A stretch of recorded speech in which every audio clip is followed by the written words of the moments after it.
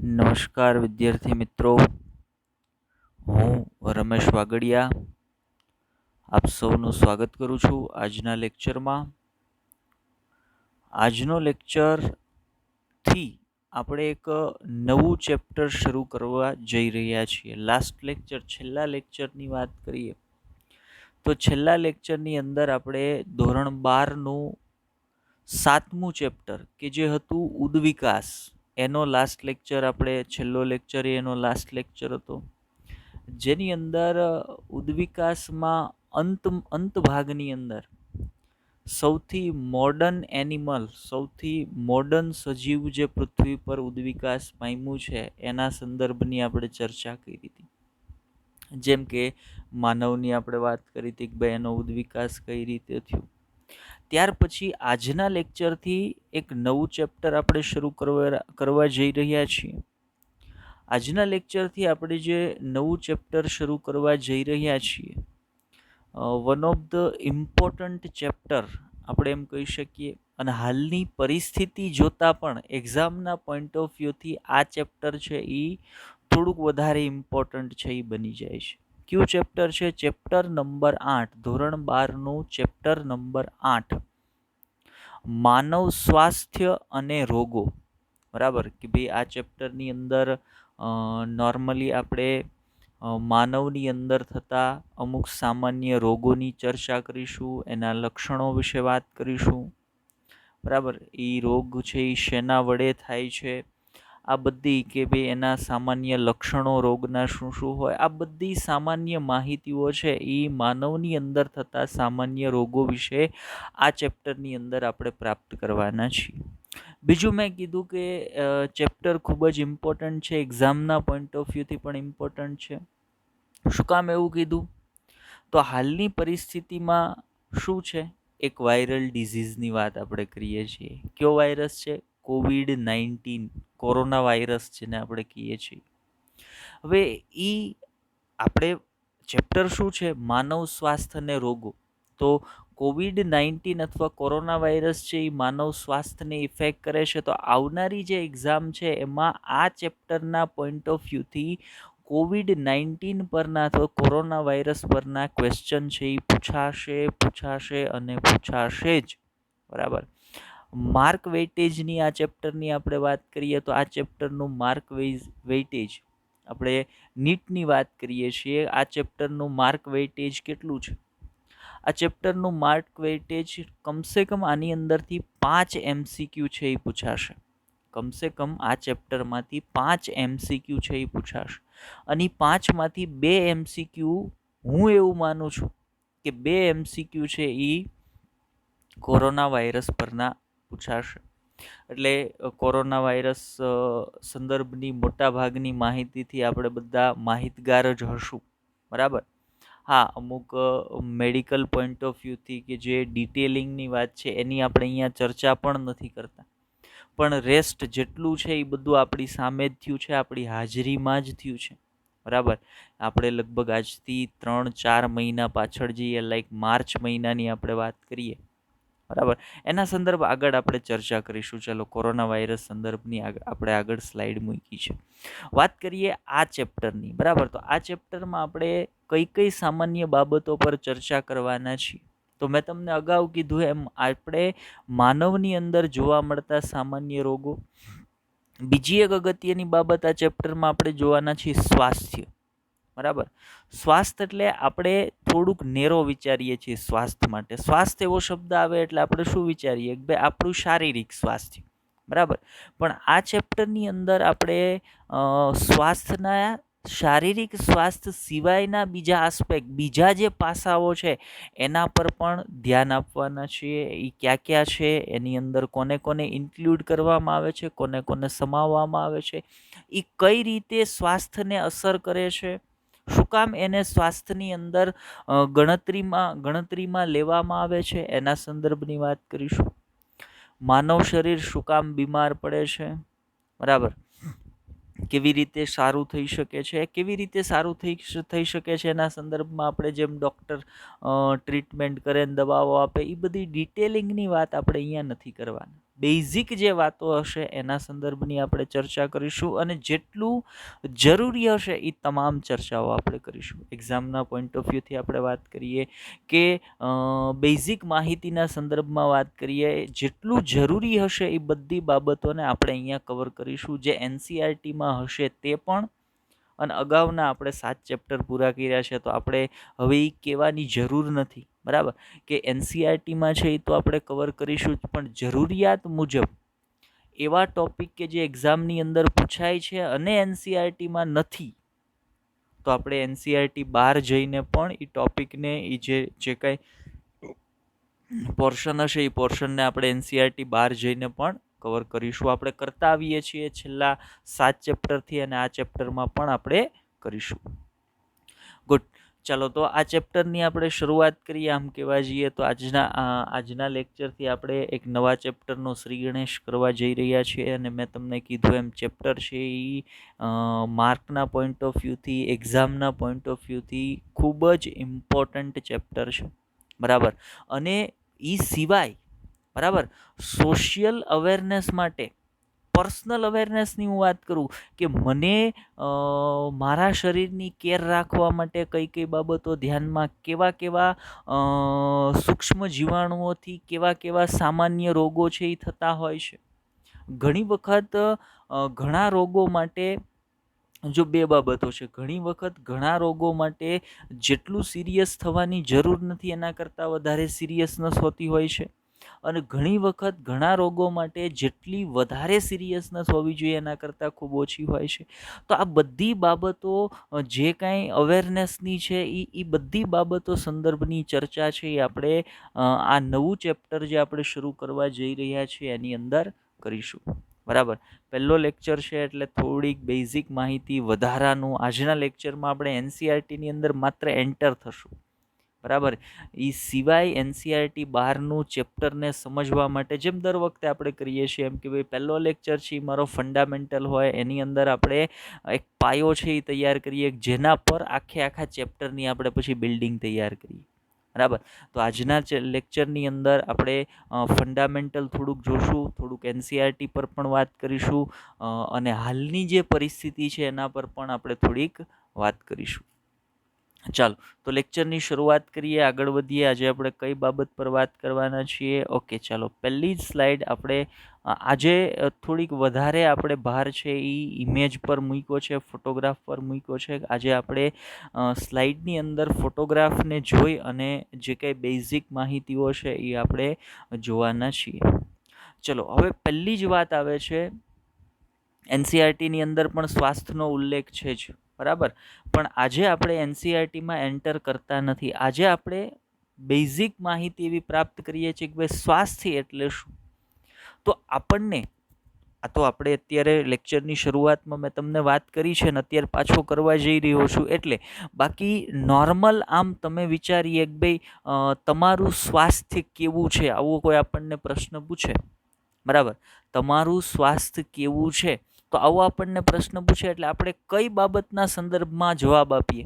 તો ભાઈ આઈ એમ physically very healthy, મને શારીરિક રીતે કોઈ તકલીફ નથી. એટલે એનો અર્થ એવો થાય કે એ વ્યક્તિ સ્વસ્થ છે. હા, એ વ્યક્તિ સ્વસ્થ છે એવું તમે કહી શકો, પણ માત્ર સ્વાસ્થ્યના એક જ પાસાથી. જ્યારે શબ્દ સ્વાસ્થ્ય વાપરીએ ત્યારે જ્યારે તમે એને નેરો અર્થની અંદર લ્યો ત્યારે એનો માત્ર એક જ પાસું કવર થાય છે, કયું? શારીરિક સ્વાસ્થ્ય. પણ અહીંયા આપણે બ્રોડ ટર્મની અંદર એને વિચારવાનું છે, બરાબર. આપણે વિશાળ અર્થમાં સ્વાસ્થ્યને લેવાનું છે. તો તમે જ્યારે વિશાળ અર્થની અંદર સ્વાસ્થ્યની વાત કરતા હોય ત્યારે સ્વાસ્થ્ય તરીકે શારીરિક સ્વાસ્થ્ય એક પાસા તરીકે ઇન્ક્લુડ થશે. બીજી બાબત માનસિક સ્વાસ્થ્ય છે એ પણ વ્યક્તિનું આની અંદર ઇન્ક્લુડ થશે. ત્રીજી બાબત સામાજિક સ્વાસ્થ્ય પણ, સોશિયલ હેલ્થ છે એ પણ અહીંયા વ્યક્તિની ઇન્ક્લુડ થશે. આમ જોવા જઈએ તો વ્યક્તિગત ધોરણે જ્યારે સ્વાસ્થ્યનું મૂલ્ય ઇમ્પ્રૂવ થાય, બરાબર, વ્યક્તિગત ધોરણે સ્વાસ્થ્યમાં સુધારો આવે એટલે ઓટોમેટિકલી સોશિયલ લેવલે, સામાજિક લેવલે સ્વાસ્થ્યની અંદર સુધારો આવશે. પણ જ્યારે તમે સ્વાસ્થ્યની વાત કરો છો ત્યારે તમારે આ ત્રણે ત્રણ આસ્પેક્ટની વાત કરવી પડે. ચાલો એક એક્ઝામ્પલ તરીકે આપણે વાત લઈએ. બરાબર. તો શારીરિક સ્વાસ્થ્યની અંદર થતો ફેરફાર તો આપણે બધા જાણીએ છીએ. બરાબર. ફોર એક્ઝામ્પલ, કોઈ એક વ્યક્તિને નોર્મલ એક કોલ્ડ છે, કોમન કોલ્ડ એટલે આપણે શરદીની વાત કરીએ છીએ, અથવા તો એને ગળામાં ખરાશ છે, ઉધરસ આવે છે, અથવા તો એને તાવ આવે છે, ફીવર છે, તો આપણે એમ કહીએ કે ભાઈ એ વ્યક્તિનું શારીરિક સ્વાસ્થ્ય છે એ બરાબર નથી. તો આપણે દવાખાને જઈએ છીએ, ડૉક્ટર પાસેથી પ્રિસ્ક્રિપ્શન લઈએ છીએ, ડૉક્ટર જે દવાઓ આપે છે એણે જે કીધું હોય એ રીતે સેવન કરીએ છીએ અને આપણે આપણા શારીરિક સ્વાસ્થ્યની અંદર સુધારો લાવીએ છીએ. ઓકે, આ એક બાબત છે. બરાબર. સ્વાસ્થ્યનું એટલે કે હેલ્થનું, સ્વાસ્થ્યનું બીજું પાસું છે માનસિક. માનસિક સ્વાસ્થ્ય પણ એટલું જ ઇમ્પોર્ટન્ટ છે. જે વ્યક્તિનું માનસિક સ્વાસ્થ્ય સારું હોય એનું શારીરિક સ્વાસ્થ્ય સારું રહેવાની શક્યતાઓ કમ્પેરેટિવલી બહુ વધી જાય. જે વ્યક્તિ મેન્ટલી ડિસ્ટર્બ રહેતો હોય એનું શારીરિક સ્વાસ્થ્ય છે એ બગડે ને બગડે છે. એક એક્ઝામ્પલ આપું. માનો કોઈ એક વ્યક્તિ છે એ મેન્ટલી એકદમ ડિસ્ટર્બ છે અને કોઈ બહુ મોટું ટેન્શન છે, અથવા તો કોઈ ટેન્શન નથી, તો એ માનસિક રીતે એટલા બધા વિચારો કરીને ખોટું ટેન્શન લે. ઘણા લોકોને એવી ટેવ હોય. બરાબર. એકદમ નાની વાત હોય. મેં તમને પહેલાં ચોખવટ કરી લેક્ચરની શરૂઆતમાં કે આજે આપણે ફંડામેન્ટલ વાતો કરવાના છે. આપણે આજે ફાઉન્ડેશન છે એ તૈયાર કરવાના છે. બરાબર. આપણે શેની વાત કરીએ છીએ? મેન્ટલ હેલ્થની વાત કરીએ છીએ, માનસિક સ્વાસ્થ્યની વાત કરીએ છીએ. બરાબર. હવે તો ઘણા લોકોને એવી ટેવ હોય કે નથી એવી બાબતને એ એટલી બધી ઊંડી વિચારે કે એ મેન્ટલ ડિપ્રેશનની અંદર જતો રહે. બરાબર. માનસિક રીતે અસ્વસ્થ થઈ જાય. શારીરિક રીતે ગમે એટલો તંદુરસ્ત માણસ હોય, શારીરિક રીતે એને સિક્સ પેક એબ્સ હોય અને એકદમ મસલ્સ કમ્પ્લીટ ડેવલપ હોય, ગોઠલા બોટલા ચડતા હોય, આપણે એવું કહી શકીએ દેશી ભાષામાં, તો એવો વ્યક્તિ જો મેન્ટલી ડિસ્ટર્બ થઈ જાય એટલે એનું શારીરિક સ્વાસ્થ્ય ઓટોમેટિકલી કથળવા મળશે. મતલબ સ્વાસ્થ્યનું એક ખૂબ જ અગત્યનું પાસું છે. મેન્ટલ હેલ્થ એ પણ સ્વાસ્થ્યનું, માનસિક સ્વાસ્થ્ય એ પણ એક અગત્યનું પાસું છે. માનો વ્યક્તિ મેન્ટલી ડિસ્ટર્બ છે, એને નીંદર નથી આવતી, લાંબો સમય નીંદર નથી લેતો, એટલે ઓટોમેટિકલી શરીર છે એ વધારે સ્ટ્રેસ લેવા મળશે, થાકવા મળશે, ઇલનેસ આવવા મળશે, વ્યક્તિને થાક અનુભવવા મળશે વ્યક્તિ. બરાબર. વ્યક્તિ ઓબેસ થવા માંડે. તો આ બધા સિમ્ટમ્સ છે એ ઓટોમેટિકલી મેન્ટલી ડિસ્ટર્બ હોવાના કારણે, માનસિક સ્વાસ્થ્ય બરાબર ન હોવાના કારણે ઓટોમેટિકલી એની અસર છે એ શારીરિક સ્વાસ્થ્ય પર પણ થશે. અને વ્યક્તિગત ધોરણે જ્યારે શારીરિક સ્વાસ્થ્ય પર અસર થાય છે એટલે ઓટોમેટિકલી સામાજિક સ્વાસ્થ્ય પર પણ અસર છે એ થતી હોય. મતલબ કહેવાનો અર્થ એવો છે અહીંયા કે સ્વાસ્થ્ય એટલે માત્ર ને માત્ર શારીરિક સ્વાસ્થ્ય નહીં. સ્વાસ્થ્યનો અર્થ, હેલ્થનો અર્થ થાય છે શારીરિક, માનસિક અને સામાજિક. ત્રણ આસ્પેક્ટ, ત્રણ પાસાઓની બાબતમાં જ્યારે વ્યક્તિ સ્વસ્થ હોય ત્યારે એ વ્યક્તિ સ્વસ્થ છે એમ કહી શકાય. માત્ર શારીરિક રીતે તંદુરસ્ત હોય, હૃષ્ટપુષ્ટ હોય તો એને સ્વસ્થ કહી ન શકાય. એને જો સાથે મેન્ટલી ડિસ્ટર્બ હોય તો. કેમ કે ત્રણ આસ્પેક્ટ એનસીઆરટીની અંદર આની માહિતી આપી છે, એટલે એના પર એનસીઆરટીની જ્યારે વાત કરીશું ત્યારે પણ પાછા આવીશું. પણ અત્યારે ચેપ્ટરની શરૂઆતમાં મારા મગજની અંદર એક વાત બેસી જવી જોઈએ. જ્યારે જ પણ ચેપ્ટરની અંદર સ્વાસ્થ્ય આવી વાત આવે, બરાબર, જો પહેલા ચેપ્ટરનું ટાઇટલ જોજો, માનવ સ્વાસ્થ્ય. જ્યારે સ્વાસ્થ્યની વાત આવે એટલે તમારે માત્ર શારીરિક સ્વાસ્થ્યને ધ્યાનમાં નથી લેવાનું, પણ હવે જ્યારે હું 12th સાયન્સ બાયોલોજીનું 8મું ચેપ્ટર ભણું છું ત્યારે સ્વાસ્થ્ય એવો શબ્દ આવે એટલે મારા મગજની અંદર આવવું જોઈએ કે માત્ર શારીરિક નહીં, પણ શારીરિક, માનસિક અને સામાજિક, આ ત્રણ પાસાઓ છે એ જ્યારે એના કવર થતા હોય, ફૂલફિલ થતા હોય, ત્યારે એ વ્યક્તિને સ્વસ્થ છે એમ કહી શકાય. બીજું, માનસિક સ્વાસ્થ્ય અને શારીરિક સ્વાસ્થ્યનું એક બેસ્ટ એક્ઝામ્પલ હાલની જે પરિસ્થિતિ છે, બરાબર, એની અંદર ડિસ્ટર્બન્સનું હાલની જે એક પરિસ્થિતિ છે એના પર એના સંદર્ભની થોડીક વાત લઈએ. લાઈક હું શેની વાત કરું છું તો આપણે બધા માઇન્ડમાં સ્પાર્ક થઈ જ ગયો હોય કે હાલની પરિસ્થિતિ એવું બોલવામાં આવે તો હાલ ચર્ચામાં એક જ વસ્તુ છે. બરાબર. હાલ નથી ચર્ચામાં કોઈ પોલિટિક્સ, નથી ચર્ચામાં કોઈ પોલિટિશિયન, નથી કોઈ ચર્ચામાં મોટો ફિલ્મ સ્ટાર, કોઈ વસ્તુ ચર્ચામાં નથી. અત્યારે ચર્ચાનો વિષય માત્ર ને માત્ર એક જ, કોણ? અને હજી આજે જ્યારે આપણે આ લેક્ચરને રેકોર્ડ કરીએ છીએ ત્યારે તો તેમ છતાંય થોડીક વાત ઘટી, આજથી હજી એક કે દોઢ મહિનો પાછળ જઈએ, બરાબર, લાઈક અત્યારે આપણે ઓગસ્ટની વાત કરીએ છીએ, ઓગસ્ટથી પાછળ જઈએ, જુલાઈની અંદર જઈએ, જૂનની અંદર જઈએ, બરાબર, ત્યારે તો ચર્ચાનો માત્ર ને માત્ર એક જ વિષય શું હતો? અત્યારે તો તોય થોડુંક અનલોક થઈ ગયું છે, એના કારણે ઘણા બધા ફેરફારો આવ્યા છે. બાકી તો ભાઈ એક જ વસ્તુ, કોણ? કોરોના, કોરોના, કોરોના, બરાબર. એટલો બધો લોકોને, અને એવું નથી ખાલી ગુજરાતની અંદર કે ખાલી ઇન્ડિયાની અંદર નહીં, આખા વિશ્વની અંદર, બરાબર. એ કોણ, કોની વાત કરીએ છીએ આપણે? તો આપણે વાત કરીએ છીએ કોરોના વાયરસ, COVID-19ની. ચાલો એના સંદર્ભ થોડીક માહિતીની વાત કરીએ. તો કોરોના વાયરસ સંદર્ભે બીજી વાયરસ છે એક પ્રકારનો, બીજી એની જે અત્યારે આપણે ઈ ડિટેલમાં નહીં જાય કે ભાઈ કોરોના વાયરસનું બંધારણ કેવું છે ને એમાં mRNA ને એના કેપ્સ્યુલ લઈને એના પર ક્રાઉન આવેલા છે, એ બાબતમાં અત્યારે આપણે ચર્ચા નથી કરતા. અત્યારે મેં તમને કીધું ને, આપણે સ્વાસ્થ્યના ત્રણ આસ્પેક્ટની વાત કરીએ છીએ. તો આ જે કોરોના વાયરસ છે અને એના કારણે જે પરિસ્થિતિઓ ઊભી થઈ છે, એ પરિસ્થિતિની માત્ર વ્યક્તિના શારીરિક સ્વાસ્થ્ય પર અસર થઈ છે? નહીં, સ્વાસ્થ્યનું જે બીજું પાસું છે ને એના પર ખૂબ બહુ મોટી અસર થઈ છે, માનસિક સ્વાસ્થ્ય પર, બરાબર. વ્યક્તિને ખબર છે, જો ધ્યાન આપજો, વ્યક્તિને ખબર છે એ ઘરની બહાર નીકળવાનો નથી, ઘરની અંદર બેઠા બેઠા મેન્ટલી, કેમ કે પરિસ્થિતિ એટલી બધી ખરાબ હતી, એના કારણે મેન્ટલી એટલો બધો સ્ટ્રેસ લઈ અને ઓટોમેટિકલી માનસિક તાણ છે એ વ્યક્તિ અનુભવવા મળે. તો એને ખબર છે કે એને કાંઈ નથી થવાનું, છતાં માનસિક સ્વાસ્થ્ય છે એનું બગડી જાય. કારણ તો ભાઈ પરિસ્થિતિ એટલી ખરાબ હતી, બરાબર. તમે જુઓ, એકદમ કઈ ચીલ ઝડપથી આપણે એમ કહીએ કેસોના દરમાં વધારો આવતો હતો. બીજી અહીંયા આપણે એક વાત, જો આપણે કોઈ ડૉક્ટર નથી એટલે કોરોના સંદર્ભમાં આપણે જે વાત કરીશું એ આપણે કોક પાસે સાંભળેલી વાતો કરીશું, અથવા તો આપણી વાત છે એ એટલી બધી ઓથેન્ટિક પણ આપણે આપણા વિચારો છે એ રજૂ કરતા હોય, બરાબર. હું એવું માનું છું કે કોરોના વાયરસ છે, જો આ મારું પર્સનલ મંતવ્ય છે, બરાબર. હું એવું માનું છું કે તમે જો તમારી સાવચેતીઓ બરાબર રાખતા હોય તો તમારે કોરોનાથી ડરવાની કોઈ જરૂર છે જ નહીં. શું છે? એક પ્રકારનો રેસ્પાયરેટરી ટ્રેક ઇન્ફેક્શન છે.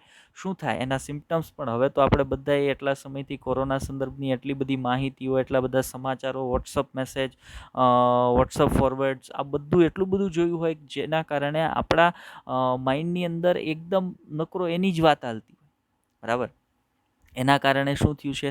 તો ભાઈ એટલા સમયથી વ્યક્તિના ધંધા છે એ રોજગાર બંધ છે, અને શરૂઆતમાં જ્યારે કોરોના આવ્યો એ સમયની આપણે વાત કરીએ કે જ્યારે લોકડાઉન થયું ત્યારે મેન્ટલી લોકો કેટલા બધા ડિસ્ટર્બ થયા હતા. લોકો છેક પોતાના હોમટાઉન જવા માટે, જ્યાં એ ધંધા રોજગાર માટે હતા, ત્યાંથી હોમટાઉન જવા માટે પોતે ચાલીને નીકળી ગયા હતા. લાઈક 500 700 કિલોમીટરના ડિસ્ટન્સે જેના હોમટાઉન હતા, એ લોકો ચાલીને કે ભાઈ આપણે ઝડપથી આ પરિસ્થિતિમાં ફસાઈ, પહેલાં આપણે ઘરે પહોંચી જઈએ, છતાં પુષ્કળ એકદમ લોકો હેરાન થયા છે.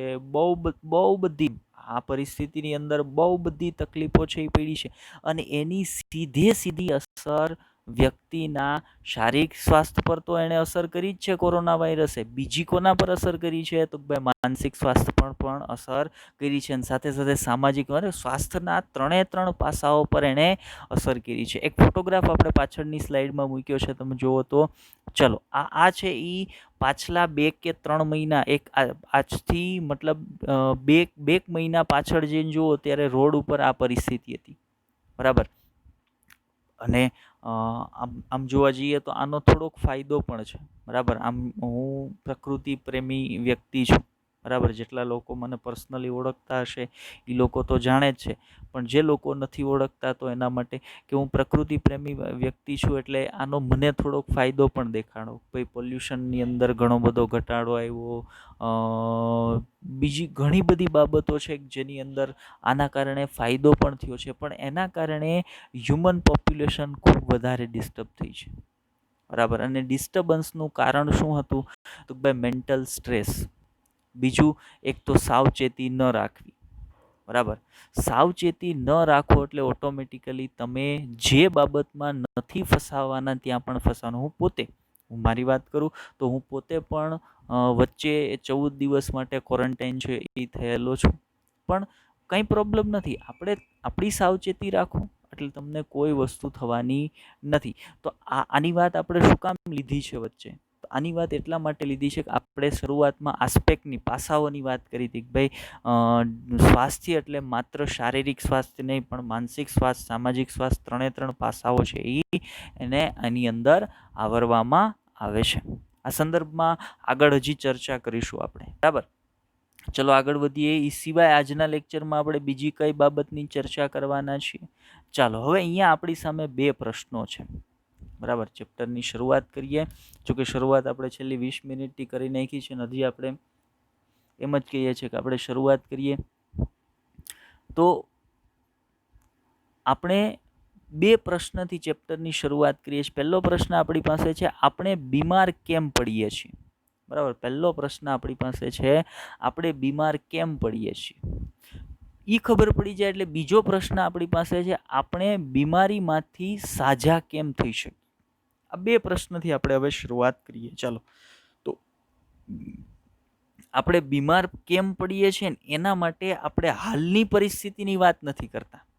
બરાબર. અત્યારે તો આપણે જાણીએ છીએ કે આપણે બીમાર પડીએ છીએ તો એની પાછળનું કારણ છે કે ભાઈ કોઈ રોગકારક કે જે રોગ ઉત્પન્ન કરવા માટે જવાબદાર ઘટક હોય એને રોગકારક તરીકે આપણે ઓળખીએ. મોટાભાગના કેસમાં એ શું હોય તો ભાઈ સૂક્ષ્મ જીવાણુઓ હોય, કોઈ વાયરસ હોય, કોઈ બેક્ટેરિયા હોય, બરાબર, કોઈ પ્રજીવ હોય કે જે આપણા શરીરની અંદર દાખલ થાય અને આપણા શરીરને રોગી છે એ બનાવતા હોય. તો હવે આપણે એ જાણીએ છીએ, પણ જૂની પરિસ્થિતિઓની વાત કરીએ કે ભાઈ પહેલાંના સમયમાં શું હતું? બરાબર. પહેલાંના સમયની અંદર શું હતું? તો પહેલાંના સમયમાં વ્યક્તિ બીમાર કેમ પડે છે એના માટે ઘણા બધા મિથ, ઘણી બધી ખોટી માન્યતાઓ હતી. લાઈક આપણે થોડાક મુદ્દાઓ અહીંયા ટાંક્યા છે. બરાબર.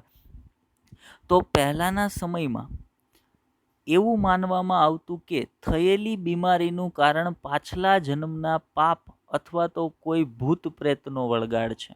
આવું આપણે સાંભળ્યું. હજી પણ અત્યારે સમાજ એજ્યુકેટેડ થતો જાય છે એટલે આનું પ્રમાણ ઘટતું ગયું છે, પણ હજી આનું પ્રમાણ 0 નથી થયું. હજી આનું પ્રમાણ છે એ 0 નથી થયું. હજી તમને ગામડાઓની અંદર અથવા તો શહેરોની અંદર પણ અમુક જગ્યાએ એવું જોવા મળશે કે કોઈ વ્યક્તિ બીમાર પડ્યો છે તો ભાઈ અમારે આને દવા નથી લાગુ પડતી, કારણ તો ભાઈ આને કોઈ બીમારી છે જ નહીં, આને કંઈક વળગાડ છે, આને કોઈક ભૂવા પાસે લઈ જાઓ, કોઈ ભૂવા પાસે બતાવો, એને દોરો બોરો કરાવી આવો ભૂવા પાસેથી, એને ભભૂતિ લઈ આવો, એને છાંટો, એને પાણી નાખીને પીવડાવો તો આને મટશે. પહેલાંના સમયમાં પુષ્કળ પ્રમાણ હતું આનું. ધીમે ધીમે હવે ઘટતું જાય છે, પણ હજી એ પ્રમાણ ઓછું, હાવ 0 તો થયું નથી. મતલબ પહેલાંના સમયમાં આપણે બીમાર પડીએ છીએ એ પ્રશ્નનો જવાબ, આપણે બીમાર કેમ પડીએ છીએ એ પ્રશ્નનો જવાબ આવી રીતે આપવામાં આવતો કે ભાઈ એમાં બીજી કોઈ વસ્તુ નથી. બીમાર પડો છો કાં તો તમે પાછલા જન્મમાં પાપ કર્યા હશે એના કારણે, કાં તો તમને કોઈ ભૂત પ્રેતનો વળગાડ થયો છે એના કારણે. બરાબર. પછી બીજી બાબત પર આવીએ તો તેના ઈલાજ માટે લોકો શું કરતા? તો ભાઈ એ સમયની વાત કરીએ છીએ. અત્યારે તો ભાઈ આપણને ખબર છે કે સારી સારી હોસ્પિટલો છે. સ્ટર્લિન હોસ્પિટલની વાત કરીએ અને ફલાણી, મને બહુ જાજી હોસ્પિટલના નામ નથી ખબર, પણ અત્યારે એપોલો હોસ્પિટલના, સ્ટર્લિન હોસ્પિટલ, એવી ઘણી બધી મોટી મોટી હોસ્પિટલો છે એ તૈયાર થઈ ગઈ છે કે અત્યારે વ્યક્તિ જે વેલ એજ્યુકેટેડ છે એ શું કરશે તો ભાઈ સીધો કોઈ પણ પ્રકારની બીમારીના લક્ષણો દેખાય એટલે હોસ્પિટલમાં જતો રહ્યો. પણ ત્યારના સમયમાં ઈલાજ માટે શું હતું તો ભાઈ ઈલાજ માટે કાં તો મંદિરમાં જાય. બરાબર. મંદિરમાં જાય એટલે જો અહીંયા ફરી એક વખત ચોખવટ કરી દો, આપણે જૂના જમાનાની જે પરિસ્થિતિ હતી ને એને વાત કરતા, આપણને મંદિર હારે કોઈ વાંધો નથી. આપણે નાસ્તિક માણસ નથી, આપણે આસ્તિક માણસ છીએ, ભગવાનમાં માનીએ છીએ, 100% આપણને શ્રદ્ધા છે. પણ ભગવાનના નામે મંદિરની અંદર જે લોકો બેઠા છે, જે પૈસા લે છે કે ભાઈ આ ભભૂતિ આ મંદિરમાંથી લઈ જાઓ, આ મંદિર ભગવાનની મંત્રેલી ભભૂતિ છે ને ભગવાન પરથી ઉતારેલી ભભૂતિ છે ને આ લેશો એટલે મટી, એવું કહેવાવાળા વ્યક્તિની આ જે છે ને એની આપણે અહીંયા વાત કરીએ છીએ કે એના માટે ત્યાં જઈ અને એની દવા ત્યાંથી કરાવતા. બીજું તો ભાઈ ભૂવા પાસે જાય. ભૂવો શું કરે તો ભાઈ ડાકલા બેસાડે. બરાબર. કેટલાય જોયું હોય, કેટલાય નથી જોયું, પણ મેં તો જોયેલું છે કે ડાકલા કરે, ડાકલાની અંદર આખી રાત ડાકલા વગાડે, વ્યક્તિને ધૂણાવે ને એને પૂછે અને દોરો કરી દે, અને પછી ભાઈ ઓકે ચાલો હવે તમને સારું થઈ જશે. પછી બીજો પ્રશ્ન આપણને એવો થશે કે ઘણી વખત એવું થાય પણ ખરું કે ભાઈ દોરો કરાવી આવે, આજે વ્યક્તિ બીમાર પડ્યું છે, દોરો કરાવી આવે એટલે એ દોરો બાંધે એટલે 2-3 દિવસની અંદર એને સારું પણ થઈ છે. તો એક વસ્તુ યાદ રાખજો, તમે કોઈ પણ પ્રકારની દવા ન લ્યો તેમ છતાં પણ તમારું શરીર તમારા શરીરને પોતાની જાતે સારું કરવાની ક્ષમતા ધરાવે છે. બરાબર. આપણા શરીર પાસે એવી ક્ષમતા છે કે પોતે સારું થઈ શકે પોતાની રીતે, પણ એમાં એને લાંબો સમય લાગે. બરાબર. એટલે આપણે દવા શું કામ લઈએ તો ભાઈ એ પ્રોસેસ થોડીક ઝડપી થઈ જાય. દવા જે બહારથી તમે લ્યો છો એ તમારા શરીરને થોડીક બૂસ્ટઅપ કરે, જેના કારણે તમને તમારું શરીર વધારે ઝડપથી ક્યોર કરે. તો ત્યાં વસ્તુ એવી બની હોય, કહેવત છે ને, કાગડાનું બેસવું અને ડાળનું તૂટવું. દોરો બાંધ્યો અને શરીરે એ ડિઝીઝ સામે પોતાની જાતે જ રિકવરી લઈ લીધી, એટલે એમ થાય ઓહો દોરાથી મટી ગયું છે, અને આ વખત આગળ હાલે. કેમ કે જે વ્યક્તિને મટ્યું હોય ને એ બીજા 500 જણાને કે એટલે 500 પાછા અહીંયા તરફ ખેંચાઈ આવે. બરાબર. અત્યારે પણ હજી ઘણી બધી જગ્યાએ આવું ચાલે છે. એના એક્ઝામ્પલ આપણે લઈએ તો એક્ઝામ્પલ તરીકે શીતળાનો રોગ છે, અછબડાનો રોગ છે. બરાબર. તો સ્મોલ પોક્સ વાયરસથી થાય છે, આપણને હવે ખબર છે, પણ જે તે સમયે શું હતું, હા એની પાછળ એક સાયન્ટિફિક બેઝ પણ હતો. બરાબર. શીતળાના રોગમાં, અછબડાના રોગમાં આવા જે વાયરલ ડિઝીઝ હતા એની અંદર જે મિથ હતા, ખોટી માન્યતાઓ હતી, એના સંદર્ભમાં હાલ આપણે એવું પણ કહી શકીએ કે એ સમયે થોડુંક સાયન્ટિફિક લોજિક હતું પણ ખરું કે ભાઈ શીતળાનો રોગ થયો છે અથવા તો અછબડા થયા છે તો એ વ્યક્તિએ 7 કે 8 દિવસ સુધી ઘરની બહાર નહીં નીકળવું, જેથી કરીને શું થાય તો જેથી કરીને એને લાગેલું ઇન્ફેક્શન છે ને એ બીજા વ્યક્તિને લાગી ન શકે, વાયરલ ઇન્ફેક્શન સ્પ્રેડ ન થાય એટલા માટે હતું. પણ એના સંદર્ભમાં એને ફરજિયાતપણે શીતળા માતાજીના મંદિરે લઈ જવું, એના માટે દોરો, આ બધી મિથ, આ બધી માન્યતાઓ છે એ ઘણી બધી પહેલાંના સમય સંદર્ભે આપણે વાત કરીએ તો હતી. પછી જુઓ આગળ શું કહે છે કે જૂના સમયમાં રોગ અને તેના ઈલાજને ભગવાન સાથે જોડી દેવાયા હતા. બરાબર. ઈલાજમાં બીજા નિર્દોષ જનાવરોની બલિઓ અપાતી, બાધાઓ લેવડાવાતી, મંત્ર જાપ, હોમ હવન વગેરે કરાવાતા. તમે એ સાંભળ્યું હશે કે ઘણા ભુવા પાસે જાય એટલે એમ કે ભાઈ તમને મટી જાય પણ તમારે કંઈક બાધા લેવી જોઈએ, એટલે લોકો બાધા લે કે ભાઈ ચલો, બાધાનો ઘણી વખત ફાયદો થાય. ઘણા એવી બાધા લે કે ભાઈ હું હવે આજીવન ચા નહીં પીવું. તો આમ જોવા જઈએ તો શારીરિક રીતે એના માટે એ સારું જ છે. અને એવી ઘણી બધી જુદી જુદી બાધા, હું ચપ્પલ નહીં પહેરવું, વાળ નહીં કપાવું, દાઢી નહીં કરાવવું, કે આવી જુદી જુદી ઘણી બધી બાધાઓ છે એ વ્યક્તિઓ લેતા હોય. તો એ રીતે છે એ ઈલાજ કરતા. ઘણા બીજા જનાવરોની બલિ આપવાનું, ભાઈ તમને આ પ્રકારનો વળગાડ છે અથવા તો આ પ્રકારનું ભૂત પ્રેત જે છે એના ચકરડામાં તમે આવી ગયા છો અથવા તો એના પડછાયામાં તમે આવી ગયા છો, એટલે હવે તમારે મરઘીની કે તમારે બકરાની કે એની બલિ આપવી પડશે તો જ એ જશે, નહીંતર એ જશે નહીં. તો એ રીતે બીજા નિર્દોષ જનાવરોની બલિથી હોમ હવન કરાવી અને વ્યક્તિઓ પાસેથી મતલબમાં પૈસા પડાવી કરવી, અને આ બધું છે એ કરવામાં આવતું. પણ ક્યારની વાત કરીએ છીએ આપણે? જૂના જમાનાની વાત કરીએ છીએ.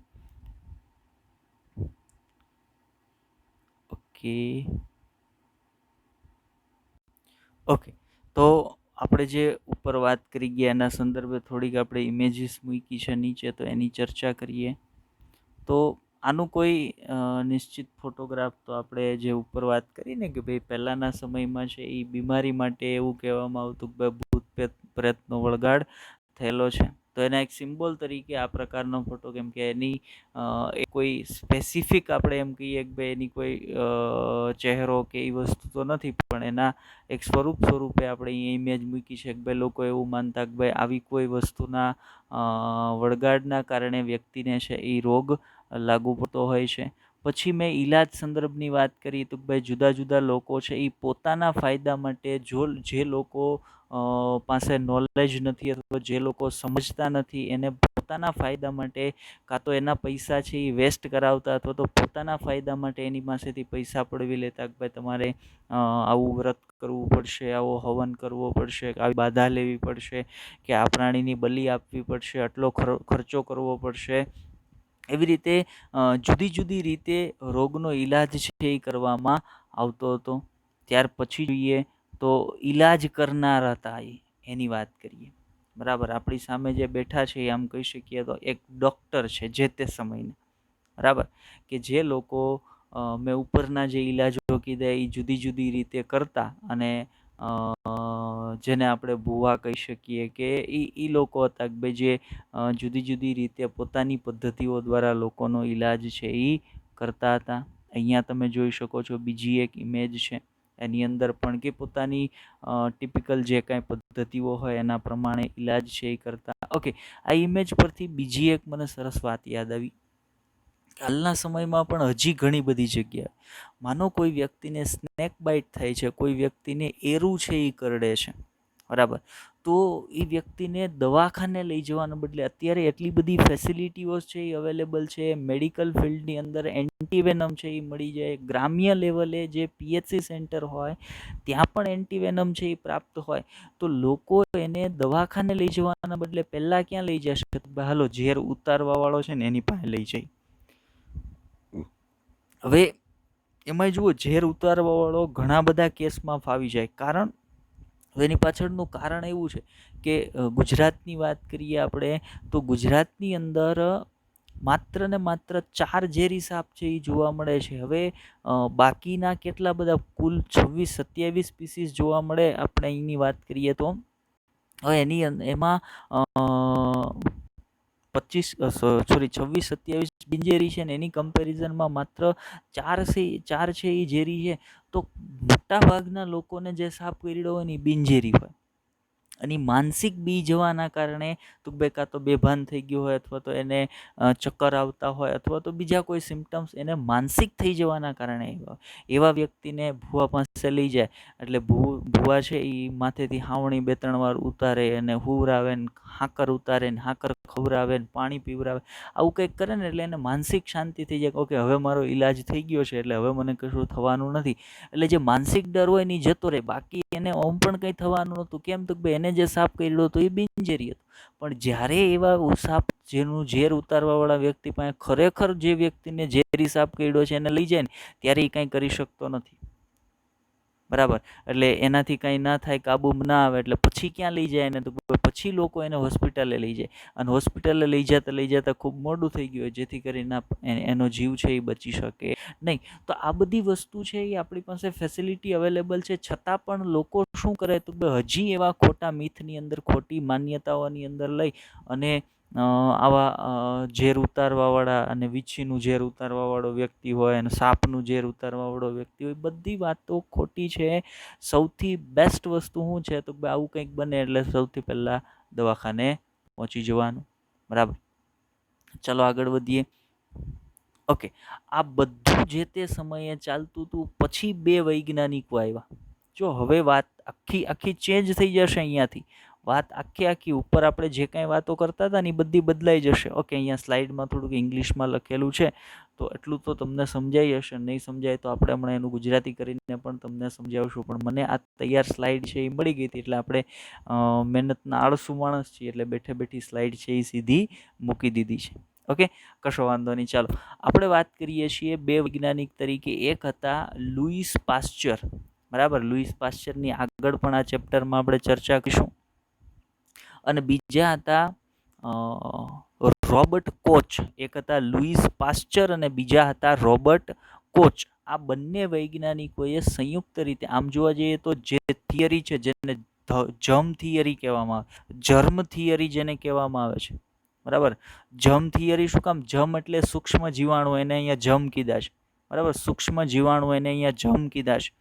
તો એ જર્મ થિયરી જે સૂક્ષ્મ જીવાણુ થિયરી જે છે, બરાબર, માઇક્રો ઓર્ગેનિઝમ જેને આપણે કહીએ, સૂક્ષ્મ જીવાણુ કહીએ, એ સૂક્ષ્મ જીવાણુ થિયરી છે એ 2 વૈજ્ઞાનિકોએ આપી હતી. જે એ પહેલાં બધું આવું જ ચાલતું, મેં જે ઉપર તમને વાત કરી, પણ પછી આ 2 વૈજ્ઞાનિક મેં તમને કીધું લુઈસ પાસ્ચર અને બીજા કોણ હતા, રોબર્ટ કોચ, આ બંને આવ્યા અને એણે એક થિયરી રજૂ કરી. એ થિયરીમાં એણે બહુ સ્પષ્ટ રીતે કહી દીધું કે કોઈ પણ રોગ થવા માટે નથી કોઈ ભૂત જવાબદાર, નથી પૂર્વજન્મના પાપ જવાબદાર, કોઈ વસ્તુ જવાબદાર નથી. રોગ થવા માટે માઇક્રો ઓર્ગેનિઝમ, સૂક્ષ્મ જીવાણુઓ છે એ જવાબદાર છે. શું કીધું? જો એની થિયરીનો જે મુદ્દો છે એને જોઈએ આપણે કે observation made by Louis Pasteur and Robert Koch, મેં તમને કીધું ને 2 scientist, conclude that disease were caused by a germ rather than evil spirit. evil spirit એટલે ભૂત પ્રેત, બરાબર. તો એણે રોબર્ટ કોચ અને લુઈસ પાસ્ચરે એક ઓબ્ઝર્વેશન કર્યું હતું ને એના ઓબ્ઝર્વેશન ઉપરથી એણે એક તારણ આપ્યું. એ તારણ શું હતું? તો ભાઈ તારણ હતું કોઈ પણ ડિઝીઝ, કોઈ પણ રોગ છે એ કોઈ ભૂત પ્રેતથી કે પૂર્વજન્મના પાપથી નથી થતો. એ થવા માટે જમ છે ને જવાબદાર. જમ એટલે સૂક્ષ્મ જીવ છે, એ સૂક્ષ્મ જીવાણુ છે એના માટે જવાબદાર હોય છે. અને આ જે સૂક્ષ્મ જીવો છે એની ઓળખ માટે કોણે કાર્ય કર્યું હતું? તો ભાઈ એની ઓળખ માટે રોબર્ટ કોચ નામના જે સાયન્ટિસ્ટ હતા. આની અંદર જ આ 2માં જે રોબર્ટ કોચ છે એણે સૂક્ષ્મ જીવાણુઓની ઓળખ કરવા માટે એણે સૌથી પહેલાં એન્થ્રેક્સની ઓળખ કરી હતી.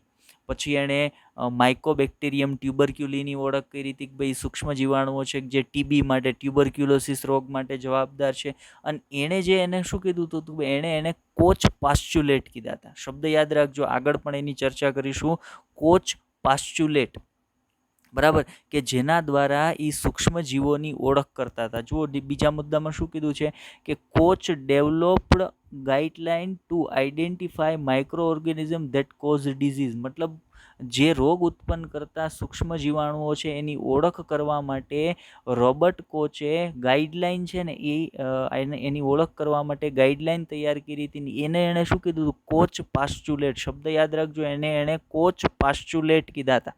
શું કીધું હતું? એણે કોચ પાસ્ચ્યુલેટ. અને એણે કોની ઓળખ શરૂઆતમાં કરી હતી? એન્થ્રેક્સની અને બીજા કોની? માઇકોબેક્ટેરિયમ ટ્યુબરક્યુલીની ઓળખ છે એણે કરી હતી. આ થિયરી આવી એટલે ઉપરના ઘણા બધા મિથ છે. એ સમયે આ માનવું એ થોડુંક અઘરું હતું. જે તે સમયે આ વૈજ્ઞાનિકોએ આ રજૂઆત કરી ત્યારે આને માનવું થોડુંક અઘરું હતું. પણ લેટર પાછળના સમયમાં ધીમે લોકોની માન્યતાઓ છે એના પર આવતી ગઈ. ચલો એનાથી આગળ જઈએ. ત્યાર પછી કોણ છે? જુઓ, ત્યાર પછી એક બીજા સાયન્ટિસ્ટની વાત કરીએ, હિપ્પોક્રેટ્સ. એણે શું કીધું હતું? હિપ્પોક્રેટ કોણ હતા? એક પ્રાચીન ગ્રીકના ઈ ક્યાંના હતા? તો ભાઈ ઈ ગ્રીકના હતા. પ્રાચીન ગ્રીકના હિપ્પોક્રેટસ પણ બીમારી માટેની જુદી માન્યતાઓને ખોટી કીધી. જુદી માન્યતાઓ એટલે ઉપર જેની વાત કરી હતી, જેની વાત લુઈસ પાસ્ચર અને રોબર્ટ કોચે કરી હતી એની વાત નથી કરતા. જેની વાત ઉપર આપણે મિથની વાત કરી હતી, પાપ અને પુણ્ય અને ભૂત ને પ્રેતની, એના સંદર્ભની જે માન્યતાઓ હતી ને એને હિપ્પોક્રેટે ખોટી સાબિત કરી હતી. ચલો એના સંદર્ભ આપણે થિયરી પોર્શન છે એ મૂક્યો છે તો એની વાત કરીએ. તો હિપ્પોક્રેટ કોણ હતા? તો ભાઈ પ્રાચીન ગ્રીકના જે હિપ્પોક્રેટ્સ હતા, સોરી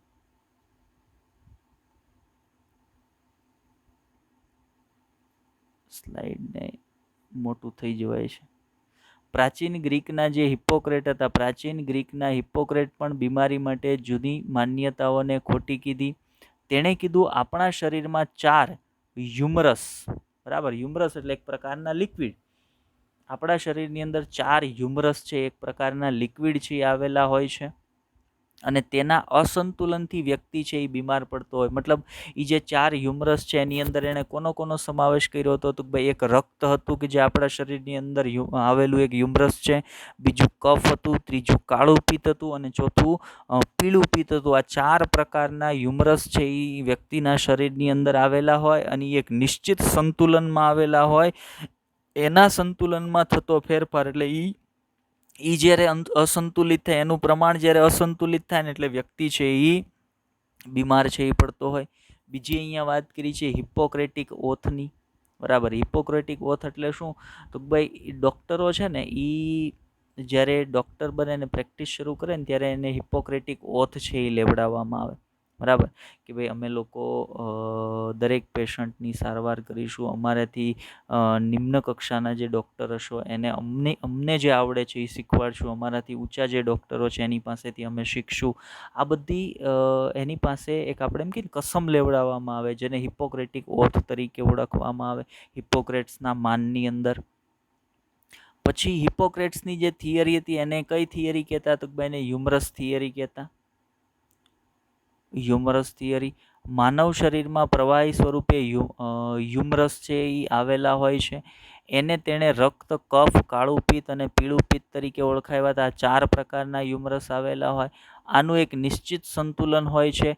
તેના સંતુલનમાં થતો ફેરફાર એ વ્યક્તિના શરીરની અંદર બીમારી પ્રેરે છે, એટલે કે વ્યક્તિ છે એને રોગી બનાવે છે. અને માત્ર હિપોક્રેટની આવું જ બીજું કોણ માનતું હતું? તો આપણું જે મેડિકલ સાયન્સ હતું, આપણું પોતાનું ઇન્ડિયાનું જે મેડિકલ સાયન્સ હતું, જેને આપણે આયુર્વેદ તરીકે ઓળખીએ છીએ, એની અંદર પણ આ વાતને છે એ માનવામાં આવેલી છે. એણે શું કીધું તું જુઓ, ફોટોગ્રાફ આયુર્વેદની સ્લાઇડમાં શું કામ મૂક્યો છે એની ચર્ચા કરીશું, બરાબર. આયુર્વેદ આગળ એનસીઆરટીમાં પણ એની ચર્ચા કરીશું આપણે. તો આયુર્વેદ શું માનતું હતું કે આપણા શરીરની અંદર આ ત્રણ ઘટકો છે આવેલા હોય. એક નિશ્ચિત પ્રમાણની અંદર કોણ? વાત, પિત્ત અને કફ. એના પ્રમાણમાં થતો ફેરફાર છે એની વ્યક્તિના શરીરને બીમાર બનાવે છે. આયુર્વેદની અંદર શેનો ઉપયોગ થતો હતો? આયુર્વેદની અંદર જુદી જુદી વનસ્પતિઓ, વનસ્પતિના એક્સટ્રેક્ટ, જેને ઔષધિ તરીકે આપણે ઓળખીએ, જડીબુટી તરીકે ઓળખીએ છીએ એના. અને આપણા જે પૂર્વજો હતા ને એ બહુ એટલે બહુ જ હોશિયાર હતા, બરાબર. એને ખબર હતી કે આપણે જે વનસ્પતિમાંથી આપણને, ભલે એમાં એનું કોઈ ન્યુટ્રિશન વેલ્યુ નથી, એમાં તમને કેલરી નથી મળવાની કે પોષક દ્રવ્યો કે એમાંથી કંઈ નથી મળવાના, પણ આપણે આપણી રેગ્યુલર ડાયટની અંદર અહીંયા દર્શાવેલા તમામે તમામ મસાલાનો ઉપયોગ કરીએ છીએ. કેમ? તો કે બધાની મેડિસિનલ વેલ્યુ છે, બરાબર.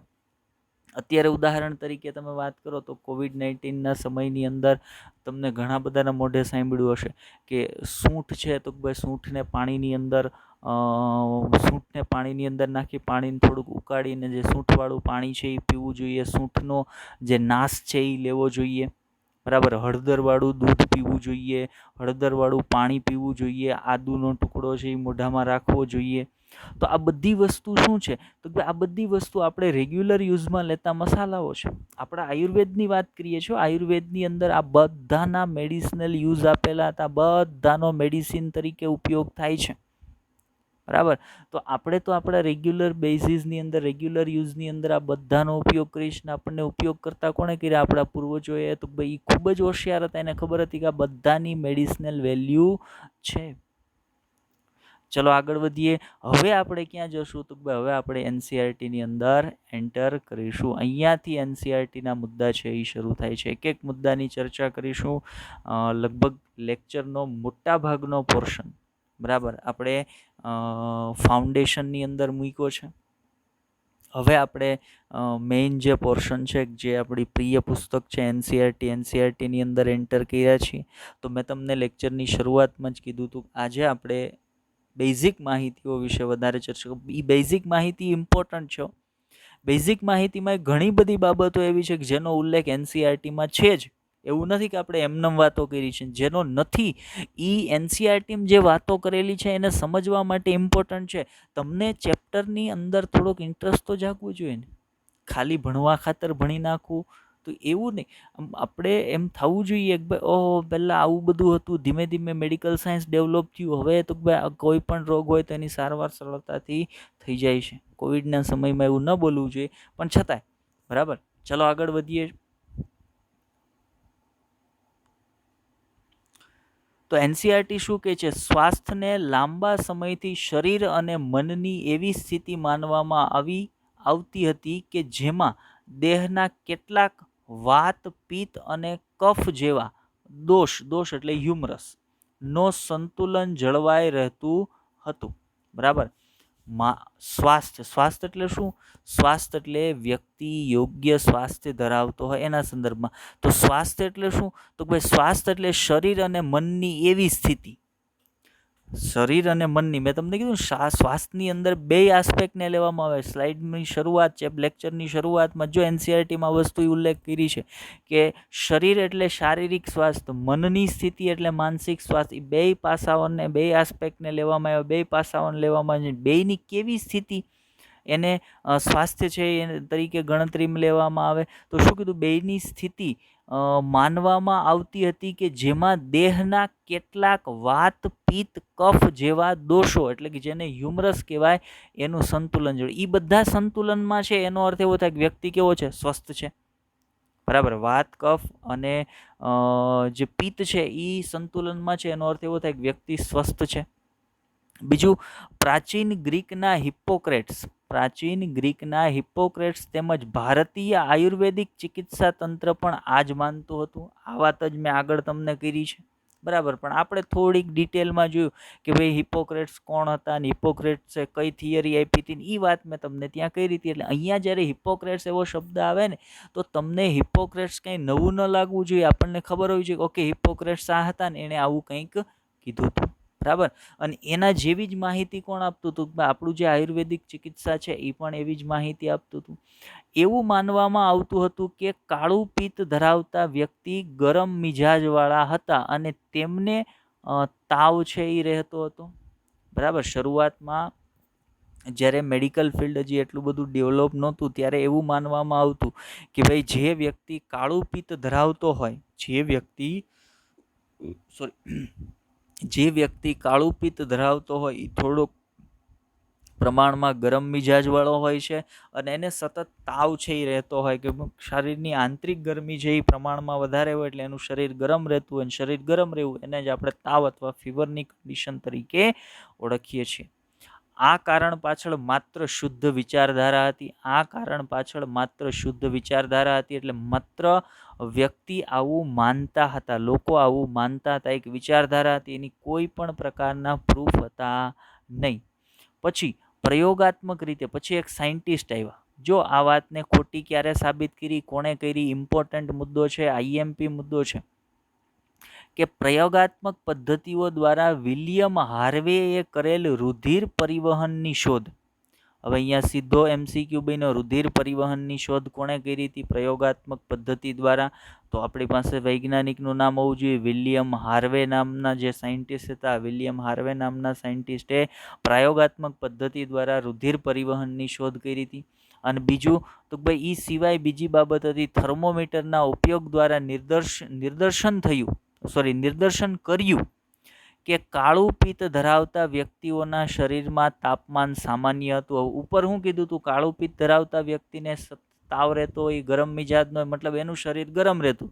પણ જેવું આવી ટેકનોલોજીનો વિકાસ થયો, જેવું પરિવહન તંત્રની શોધ થઈ, કોણે કરી? વિલિયમ હાર્વેએ પરિવહન તંત્રની શોધ કરી. થર્મોમીટરનું નિર્માણ થયું, એનો ઉપયોગ કરતા થયા, એટલે ખબર પડી કે ભાઈ આવું કોઈ કાળું પિત્ત ધરાવતું વ્યક્તિ હોય તો એનું શરીરનું તાપમાન એ બીજા વ્યક્તિના શરીરના તાપમાન જેવું જ સામાન્ય તાપમાન હોય છે.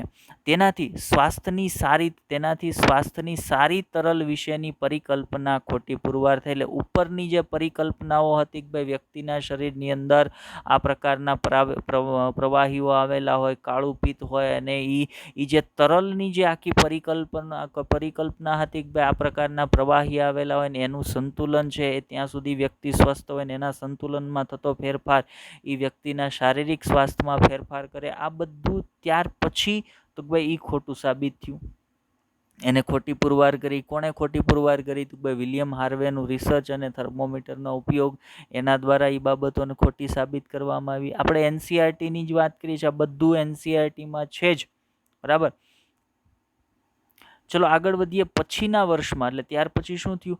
પછીના વર્ષોમાં જીવ વિજ્ઞાને દર્શાવ્યું કે ચેતાતંત્ર અને અંતઃસ્ત્રાવી તંત્ર આપણા પ્રતિકારક તંત્રને અસર કરે છે. હવે આપણું પ્રતિકારક તંત્ર એટલે શું? તો મેં તમને આગળ આ જ લેક્ચરમાં આગળ એક વાત કરતો હતો હમણાં, ભાઈ જ્યારે તમે કશું ન કરો ને જેમ થઈ જાય, તમારું શરીર છે એ અંદર રહેલા રોગથી તમારા શરીરને મુક્ત કરવાનો પ્રયત્ન કરે જ છે. કારણ શરીરની અંદર એક તંત્ર આવેલું, એને કહેવાય પ્રતિકારક તંત્ર. તમારું પ્રતિકારક તંત્ર તમારા શરીરમાં પ્રવેશતો કોઈ પણ બાહ્ય ઘટક હોય ને, એ બાહ્ય ઘટકને મારી અને તમારા શરીરનું રક્ષણ કરે છે. અત્યારે તમે એવો શબ્દ કોવિડના સમયમાં એવો શબ્દ સાંભળ્યો હશે કે ઇમ્યુનિટી. બરાબર, લોકોએ કોવિડથી બચવા માટે શું કરવું? ઇમ્યુનિટી વધારવી. ઇમ્યુનિટી એટલે શું? તો ભાઈ તમારા શરીરમાં એક સિસ્ટમ છે, ઇમ્યુન સિસ્ટમ. ઇમ્યુન સિસ્ટમ એટલે પ્રતિકારક તંત્ર. તો પ્રતિકારક તંત્રની જે ક્ષમતા હોય ને એને ઇમ્યુનિટી કહેવાય. તો જેટલી ઇમ્યુનિટી વ્યક્તિની વધારે, એટલો એ કોવિડથી વધારે સેફ થઈ જાય. બરાબર, કેમ કે એની કોઈ દવા નથી. તો તમારે શું કરવું પડે? તમારા શરીરને એવી રીતે તૈયાર કરવું જેથી કરીને COVID-19નું ઇન્ફેક્શન તમને લાગી જ ન શકે. જો તમારા શરીરને COVID-19નું ઇન્ફેક્શન લાગી જ નથી શકવાનું, કેમ કે તમારું શરીર પહેલેથી એટલું પ્રિપેર છે કે જેવો વાયરસ તમારા શરીરમાં આવ્યો એટલે તાત્કાલિક તમારું ઇમ્યુન સિસ્ટમ છે એને મારી નાખે ને તમે એનાથી બચી જાઓ. તો આવું જે પ્રતિકારક તંત્ર તમારા શરીરની અંદર આવેલું છે, જે તમારા શરીરને બચાવે છે, એને કોણ અસર કરે છે? તો ભાઈ એને ચેતાતંત્ર તમારું અને તમારું અંતઃસ્ત્રાવી તંત્ર છે ને, આ બંને તંત્રો છે એને અસર કરે છે. તેના દ્વારા પ્રતિકારક તંત્ર આપણું સ્વાસ્થ્ય છે એ જાળવે છે. હવે શું થાય? તો ભાઈ તમારું ચેતાતંત્ર અને અંતઃસ્ત્રાવી તંત્ર છે એ પ્રતિકારક તંત્રને અસર કરે, ને પ્રતિકારક તંત્ર તમારું શારીરિક સ્વાસ્થ્ય જાળવે. એટલે તમે એમ કહી શકો કે તમારા શારીરિક સ્વાસ્થ્યની જાળવણીમાં તમારું ચેતાતંત્ર, અંતઃસ્ત્રાવી તંત્ર, પ્રતિકારક તંત્ર આ બધા સંયુક્ત રીતે કાર્યરત છે એ હોય છે. આમ મન અને માનસિક અવસ્થા આપણી તંદુરસ્તીને અસર કરે છે. હવે એવું હું કામ કીધું? તો જ્યારે તમે માનસિક રીતે ડિસ્ટર્બ છો, માનસિક રીતે ડિસ્ટર્બ એટલે તમે મેન્ટલ સ્ટ્રેસ અનુભવો છો, ત્યારે ઓટોમેટિકલી તમારું ચેતાતંત્ર છે એ બરાબર કામ કરતું હશે નહીં. ચેતાતંત્ર બરાબર કામ નથી કરતું એટલે અંતઃસ્ત્રાવી તંત્ર પણ કામ નહીં કરે ને, એ પ્રતિકારક તંત્રને જે અસર કરવી જોઈએ અસર નહીં કરે. એટલે તમારી પ્રતિકારક ક્ષમતા કેવી પડશે? તો ભાઈ નબળી પડશે. એટલે તમારી માનસિક અવસ્થા છે એ પણ તમારી તંદુરસ્તીને અસર કરશે. આપણે એવું કહી શકીએ કે તમારી જે માનસિક સ્વાસ્થ્ય છે એ તમારા શારીરિક સ્વાસ્થ્યને સીધું અસર કરે છે. એમાં કોઈ સંદેહ નથી, જો આગળની વાત જુઓ, એમાં કોઈ સંદેહ નથી કે આપણું સ્વાસ્થ્ય નીચે આપેલ બાબતોથી પણ પ્રભાવિત થાય છે. હવે એવું નથી કે ઉપર આપણે જે કીધું એ સંદર્ભમાં જ કે ભાઈ લુઈસ પાશ્ચર અને રોબર્ટ કોચે જે કીધું એ પ્રમાણે રોગ છે એ અથવા શારીરિક સ્વાસ્થ્ય છે એ માત્ર સૂક્ષ્મજીવો દ્વારા જ બગડે. એ સિવાયના બીજા કારણો છે કે એના દ્વારા પણ તમારું શારીરિક સ્વાસ્થ્ય છે એ જોખમાઈ શકતું હોય, અથવા તમારું સ્વાસ્થ્ય છે ને એ જોખમાઈ શકતું હોય. કઈ રીતે? તો ભાઈ વ્યક્તિના સ્વાસ્થ્યની અંદર ફેરફાર છે એ ઉપર દર્શાવેલી બાબતો વડે પણ આવી શકે છે, જેમ કે જનીનિક ખામીઓ. હવે જનીનિક ખામી કેવી રીતે આવે? તો ભાઈ જનીનિક ખામી બાળકનો જન્મ થાય છે અને ખામીઓની અસર જે બાળકને જન્મથી જ તેના માતા પિતા પાસેથી વારસામાં મળી હોય એને આપણે જનીનિક ખામી કહીએ. ઉદાહરણ તરીકે માનો કે કોઈ એક ખામીયુક્ત જનીનિક ખામી, તમે ફિનાઇલકીટોન્યુરિયાની વાત લઈ શકશો. બરાબર, એક જીન જે એક ઉત્સેચક બનાવે છે. કયું? એક જીન કે જે એક ઉત્સેચક બનાવે છે, ફિનાઇલ એલેનિન હાઇડ્રોક્સિલેઝ ઉત્સેચકનું નામ છે. એ ઉત્સેચક એક પ્રોટીન છે, એ પ્રોટીન બનાવતું એક જીન છે. એ જનીનની અંદર એક ખામી આવી, એના કારણે એક ઉત્સેચક ન બન્યું. કયો ઉત્સેચક ન બન્યો? ફિનાઇલ એલેનિન હાઇડ્રોક્સિલેઝ. એના કારણે શું થયું? એના કારણે ટાયરોસિન છે એ મેલેનિનમાં કન્વર્ટ ન થયું. ટાયરોસિન છે એ મેલેનિનમાં કન્વર્ટ ન થયું અને ફિનાઇલ કીટોન્યુરિયાના સંદર્ભમાં વાત કરો તો ફિનાઇલ એલેનિન છે એ ટાયરોસિનમાં કન્વર્ટ ન થયું. એના કારણે શું થયું? ફિનાઇલ એલેનિનનું પ્રમાણ છે એ વધવા લાગ્યું. ફિનાઇલ એલેનિનનું પ્રમાણ વધવું એને આપણે શું કહીએ? એને જ આપણે ફિનાઇલ કીટોન્યુરિયા કહીએ. તો આ પ્રકારની ખામીઓ દ્વારા પણ વ્યક્તિનું સ્વાસ્થ્ય છે એ બગડતું હોય છે. તો પણ આ ખામી છે એ કોઈ સૂક્ષ્મ જીવાણુઓ દ્વારા નથી પ્રેરાણી. આ કેવી છે? જનીનિક ખામી છે. કોઈ જનીનની અંદર ફેરફાર, જનીનની અંદર વિકૃતિ આવવાના કારણે તો આવી રીતે પણ વ્યક્તિનું સ્વાસ્થ્ય છે એને અસર છે એ થતી હોય છે. એ સિવાય ચેપના કારણે રોગનો ચેપ લાગે, વ્યક્તિથી વ્યક્તિમાં રોગ ફેલાય, લાઈક COVID-19 એક વ્યક્તિમાંથી બીજા વ્યક્તિમાં ફેલાય છે, બરાબર. બીજું, આપણી જીવનશૈલી કે જેમાં ખોરાક જે આપણે ખાઈએ છીએ, આપણો ખોરાક પણ આપણને અસર કરે, બરાબર. જેમ કે પાણીપુરીને રેકડીએ ઊભા રહી જઈએ અને 10 પ્લેટો દાબી જઈએ, તો એ આપણા ખોરાકની વાત છે કે આપણી જીવનશૈલીમાં આપણો ખોરાક છે ને એ પણ આપણા સ્વાસ્થ્યને, એ શારીરિક સ્વાસ્થ્ય હોય, માનસિક સ્વાસ્થ્ય હોય એને અસર કરે જ. પછી પાણી જે આપણે પીએ છીએ એની અંદર, એના દ્વારા પણ આપણું શરીર છે એનું સ્વાસ્થ્ય બગડી શકતું. વ્યાયામ જે આપણે શરીરને આપણે આપીએ છીએ, આદતો જે આપણે ધરાવીએ છીએ, આ બધી બાબતો છે આપણા સ્વાસ્થ્યને અસર કરે છે. ઇન ધ સેન્સ તમારી આદતો, તમારો ખોરાક, તમારું વ્યાયામ જે તમે શરીરને આપો છો, પાણી જે આપણે પીએ છીએ, આ બધી બે બાજુએ અસર કરે. તમારા શારીરિક સ્વાસ્થ્ય અથવા તો માનસિક સ્વાસ્થ્યને સુધારી પણ શકે અને એને બગાડી પણ શકે. એટલે બંને પ્રકારની અસરો છે એ કરી શકે, અથવા તો તેનો અભાવ હોય. કોની વાત કરીએ છીએ આપણે? આદતોની વાત કરીએ છીએ કે આદતો કે વ્યાયામની આપણને ટેવ હોય અથવા તો આપણે એ ધરાવતા હોઈએ અથવા તો એનો અભાવ હોય, તો એ બધા કિસ્સામાં આ બધી બાબતો છે એ તમારા સ્વાસ્થ્યને અસર કરતી હોય છે. NCERTની અંદર આના પછી હવે સ્વાસ્થ્ય એટલે શું એની ચર્ચા કરી છે, પણ એના પર હવે આજના લેક્ચરમાં આપણે જશું નહીં, કેમ કે આજના લેક્ચરમાં હવે ત્યાં જશું તો ડ્યુરેશન છે એ લેક્ચરની વધી જશે. એટલે આજનો લેક્ચરની અંદર માત્ર આપણે આટલી માહિતી રાખીએ છીએ, બરાબર. લેક્ચરમાં આપણે કોવિડની વાત પણ કરી અને હજી આપણે ચેપ્ટરના દરેક લેક્ચરમાં કોવિડ વિશે થોડી માહિતી છે એ પ્રાપ્ત કરીશું, કેમ કે હ્યુમન હેલ્થ માટેનો તમે યુનિટ ભણો છો ને, હાલની જે પરિસ્થિતિ છે એમાં હ્યુમન હેલ્થને અસર કરતો જે ઘટક છે એના વિશે વાત કરવી ફરજિયાત થઈ જાય છે. બહુ ચિંતા કરવાની હોય નહીં, કોરોનાથી બીવાનું નહીં, માત્ર સાવચેતી રાખવાની હોય છે, બરાબર. ચાલો, તો આજના લેક્ચરની અંદર બસ એટલું જ. લેક્ચરને ધ્યાનથી જોજો, સમજવાનો પ્રયત્ન કરજો. ન સમજાતી બાબત કોમેન્ટ કરજો, આપણે તમને ફરી એક વખત સમજાવીશું, બરાબર. ચાલો, હવે બીજું કામ શું બાકી રહે છે? આપણે તમને આપવાના છે ક્વેશ્ચન હોમવર્કના, કે જે ગયા લેક્ચર આધારિત હશે. ચાલો, અને બીજી એક વાત યાદ કરાવી દો, ગયા લેક્ચરમાં આપેલા ક્વેશ્ચનના આન્સર ઘણા બધા લોકોએ આપ્યા નથી. જ્યારે હું આ લેક્ચર રેકોર્ડ કરું છું ને ત્યારની વાત કરું છું, બરાબર. લેક્ચર રેકોર્ડ કર્યા પછી તમે આપી દેશો, બરાબર, કે જે આજનો લેક્ચર આ જે રેકોર્ડ કરું છું એ આવશે એ પહેલાં તમે એના આન્સર આપી દેશો, તો વળી પાછા એમ કહેશો કે અમે તો આન્સર આપ્યા હતા, પણ હજી સુધી જ્યારે હું લેક્ચર રેકોર્ડ કરું છું ત્યાં સુધી ઘણા બધાના આન્સર આવ્યા નથી. ઓકે, ચલો, એની ચર્ચા નથી કરતા. જે લોકોએ નથી કર્યા એ આગળ કરી દેજો, કશો વાંધો નહીં. ચલો, આપણે પહેલો ક્વેશ્ચન તમને આજના લેક્ચરમાં પૂછીએ છીએ કે ભાઈ પ્રાગૈતિહાસિક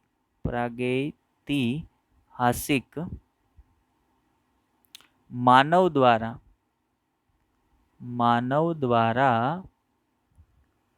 તૈયાર કરવામાં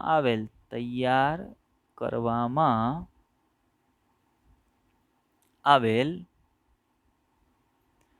ચિત્રો ક્યાં જોવા મળે છે? MCQ છે, બેઠો, બરાબર. તો આપણને આવડવો જોઈએ, આન્સર કરવાનો છે. તમારો પહેલો ક્વેશ્ચન હતો. ક્વેશ્ચન નંબર 2 પર આવીએ. ક્વેશ્ચન નંબર 2 સીધો સાંભળજો. આપણે અહીંયા 3 લખશું. 2 છે, હોમો ઇરેક્ટસની મસ્તિષ્ક ક્ષમતા કેટલી હતી? આ ક્વેશ્ચન નંબર 2 હતો.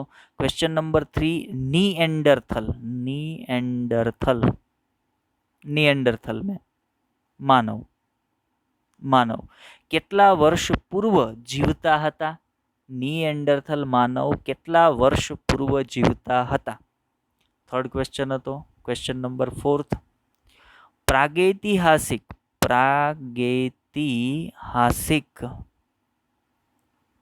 ગુફાઓ કલાઓનો વિકાસ ખાલી જગ્યા વર્ષ પૂર્વે થયેલો હતો. આ ખાલી જગ્યા છે એ તમારે પૂરવાની છે. ખાલી જગ્યા વર્ષ પૂર્વ થયેલો હતો? ક્વેશ્ચન નંબર 4 હતો. ચાલો આજે આપણે તમને 4 ક્વેશ્ચન આપીએ છીએ હોમવર્કના. તો ફરી એક વખત કહી દઉં, લેક્ચરને ધ્યાનથી જોજો, સમજવાનો પ્રયત્ન કરજો. ન સમજાતી બાબતો કમેન્ટ કરજો, આપણે ફરી એક વખત તમને સમજાવીશું. Best of luck.